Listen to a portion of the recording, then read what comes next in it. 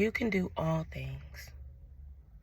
Not a few things, not a couple things, but the word tells us all things is what we can do through Christ.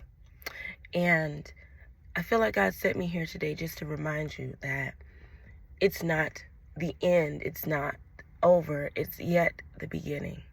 And it's not just because we're crossing over from 2024 into 2025, but it's really because in the midst of us being able to do all things, right?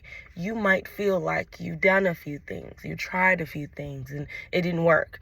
You've made a few moves this year, last year, and it's just not panned out. You tried, and it's just not working. You don't know.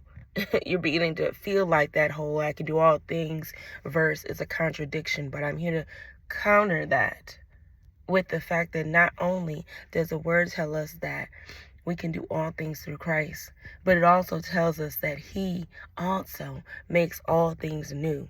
So you might have tried some things this year and last year and years prior. You might have tried some relationships and tried to start the business, tried to write the book, tried to start the podcast, tried to be more consistent, tried to work on punctuality. You might have tried all those things in your own strength. But I'm going to tell you one thing, and this is fact, you can take it to the bank. You can do all things through him.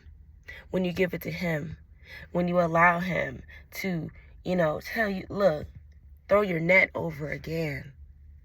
Try again. He said you can do all things. Never said how many times you would try before you were successful, but you can do it. Sometimes thinking about we can do it pushes us in a mindset that the first time it has to be perfect, but God is yet perfecting you. So push ahead, keep going, and understand that maybe you just need to try a second time.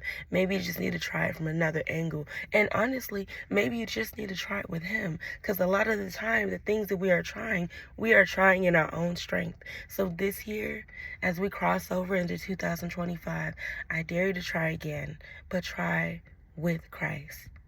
Because it's through him. It is through him that we can do all things. And all things through him become new.